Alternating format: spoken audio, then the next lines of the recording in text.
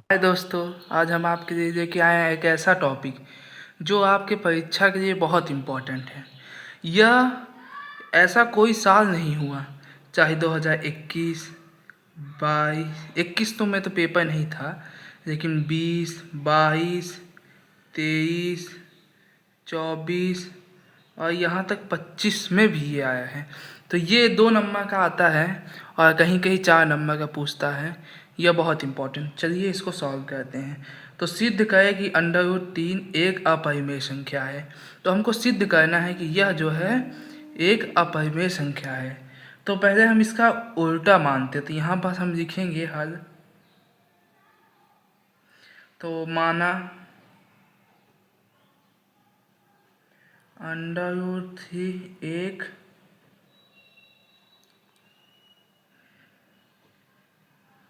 परिमेय संख्या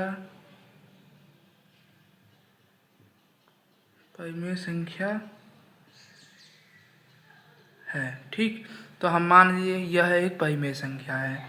उसके बाद अगर परिमेय संख्या की हम परिभाषा देखें तो ऐसी संख्या जिसको हम p/q के रूप में लिख सकते हैं। तो √3 बराबर हम लिखेंगे इसको p/q।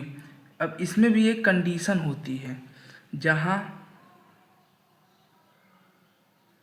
q does not equal 0, अर्थात कि यहाँ कोई भी संख्या है, जैसे हो गया 5/0, तो इसका निकालेंगे तो 0 ही आएगा। इसका मतलब ये q का मान 0 नहीं होना चाहिए। इसके अलावा हमको लिखना है p और q एक सह अभाज्य है। अगर आप इस तरीके से लिखेंगे तो आपको अवश्य नंबर मिलेगा। तो इसका मतलब क्या है, p और q एक सह अभाज्य हैं। इसका मतलब सहअभाज्य ऐसी संख्या होती है जो कि केवल एक से कटे और दूसरे किसी से ना कर सकते। तो हम इसको जो q है इस साइड भेजेंगे, तो हो जाएगा √3 q बराबर p। ठीक, तो अब हम दोनों पक्षों में इसका वर्ग करेंगे। तो लिखेंगे हम दोनों पक्षों का वर्ग करने पर। तो इसका हम वर्ग क्यों करते हैं, क्योंकि ये रूट में है, तो इसको बाहर निकालने के लिए। तो हम लिखेंगे √3 q का स्क्वायर बराबर p का स्क्वायर। तो ये निकलेगा जब बाहर तो हो जाएगा 3q² बराबर p स्क्वायर। तो अब ये जो 3 है हम इसको इस साइड भेज देंगे q के बराबर में। तो हो गया, तो हो जाएगा q बराबर p²/3। तो अब इसको हम समीकरण 1 मानते हैं। इसमें हम देखते हैं कि ये जो p² है 3 से विभाजित है, तो हम लिखेंगे q की p² 3 से विभाजित है। तो अगर ये 3 p² 3 से विभाजित है तो p भी 3 से विभाजित होगा, इसलिए p 3 से विभाजित होगा। तो अब इसके बाद हमको तो ये तो पता हो गया, p का हम निकाल लिए। अब इसके बाद हमको एक और संख्या मानना होगा। तो हम लिखेंगे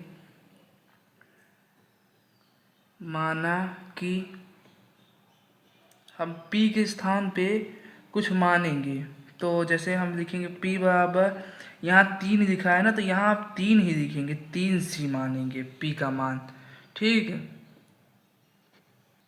ये ध्यान दीजिएगा, अगर कहीं पास यहाँ √5 का पूछेगा तो यहाँ 5c मानेंगे, जिसका पूछेगा हम उसका मानेंगे।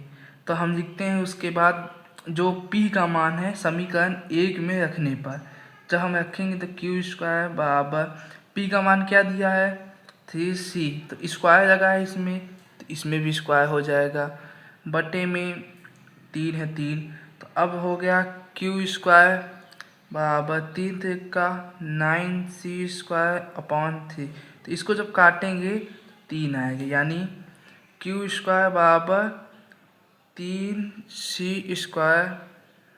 ठीक, अब इतना आ गया। इसके बाद अब हम इस 3 को इस साइड भेजेंगे, तो क्यू स्क्वायर बटा 3 बराबर c स्क्वायर। तो अब यहाँ भी वही चीज़ आ गया जो यहाँ पास आया था। इसमें हम देखेंगे क्यू स्क्वायर 3 से विभाजित है, इसे क्यू भी 3 से विभाजित होगा, हमको इसको लिखना होगा। हम इसलिए क्यू स्क्वायर 3 से विभाजित है, तो क्यू भी 3 से विभाजित होगा।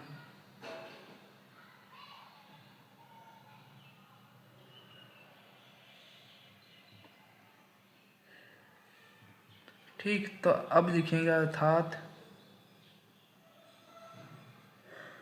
हमारी कल्पना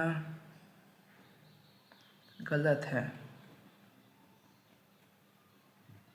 √3 एक अपरिमेय संख्या है।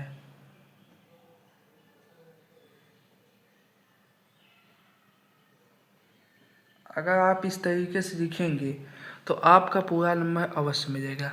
अगर आपको यह वीडियो अच्छा लगा हो तो हमारे चैनल को सब्सक्राइब कीजिए और इस वीडियो को लाइक कीजिए। अगर आप चाहते हैं कि इस टॉपिक पर और वीडियो बनाओ तो कमेंट कीजिए।